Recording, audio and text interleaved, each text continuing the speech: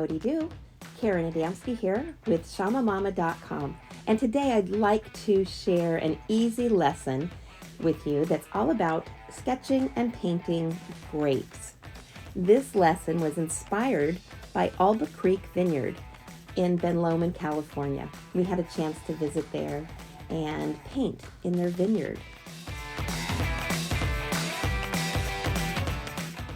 Grapes are really easy and fun to create.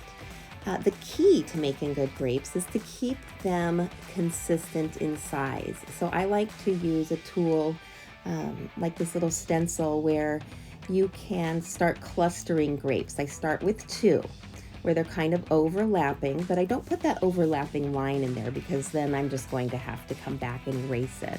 So I'm going to, around that, cluster more grapes. Again, overlapping each other and then creating a nice little core bundle here. And this consistency in size is what's going to make our eye happy. So we've got this nice cluster here, all overlapping, and then we want to grow that cluster into however big of a group of grapes you'd like. So we grow them. Again, we don't have to overlap those lines. We can bump up with each other, but having this little stencil makes it really super easy to layer and bundle. Just like in the vineyard, these grapes keep growing, and they're growing from a vine, so we need to add a stem. And the stems on grapes are always a little bit wonky, so it's kind of fun here to go for some imperfection. Make it a little bit wobbly, a little funky, maybe give it one or two little branches. And it's always nice to add some leaves because that way we get to bring some green into our creation at the end. Now it's color time. So you need to give some thought to what color will your grapes be. Now these purple grapes I created with watercolor straight from the palette, just by dipping in water and placing that pigment right onto the canvas.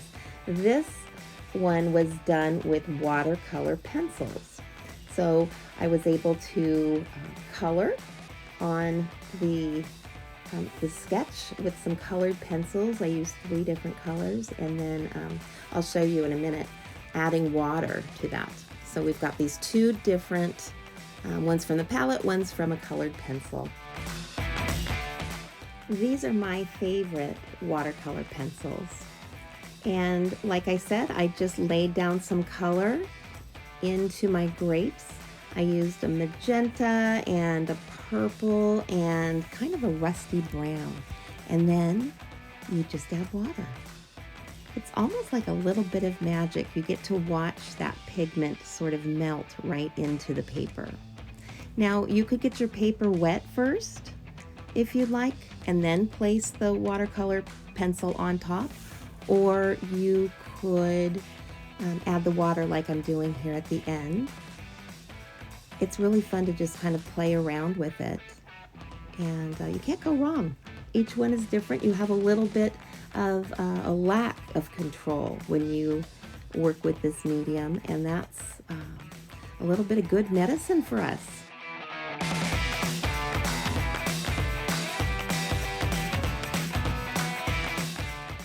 I love these watercolor pencils so much. And then here's another example. Let's go ahead and bring out our watercolor palette, and I'm going to just spray my paper lightly first. I like to do that just because it adds a little bit of flow. And then with my brush, adding a little bit more water into the individual grapes just to give that movement and placement to the color that I'm going to add. I'm going to start with kind of a pinky magenta. And because I have that water on the canvas already, all I have to do is just place the brush on the canvas with that pigment, and it sort of melts into it. I love watching that. It's very, very relaxing. And then giving my brush a good rinse before I bring in some purple. And then it just becomes a process of dipping and dotting, adding color here and there, over and over, spreading it throughout so we have kind of an even distribution of the lights and the darks.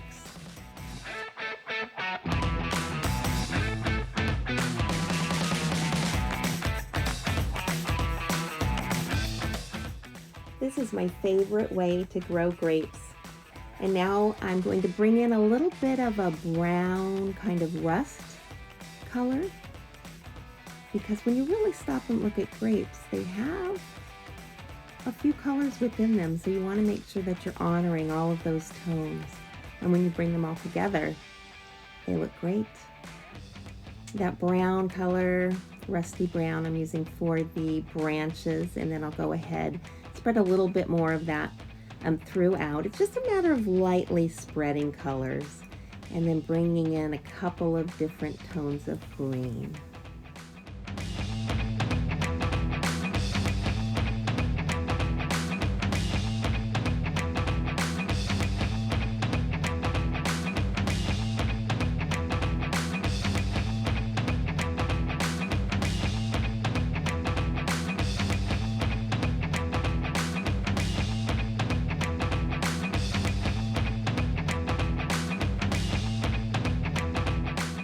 Here we go. We've got our two pieces here that are both dry. So I want to give you a couple of different tips.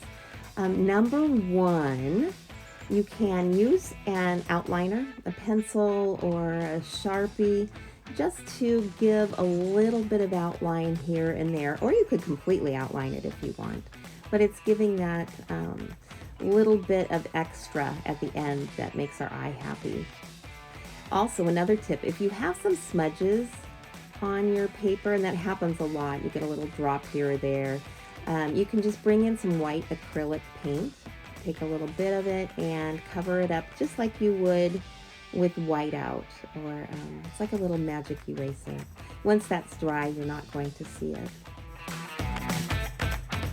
And also with that white acrylic paint, you can bring in some white reflection spots to your grapes.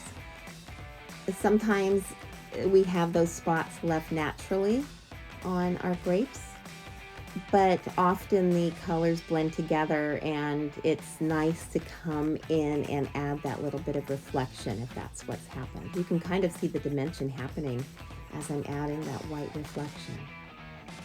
Easy peasy.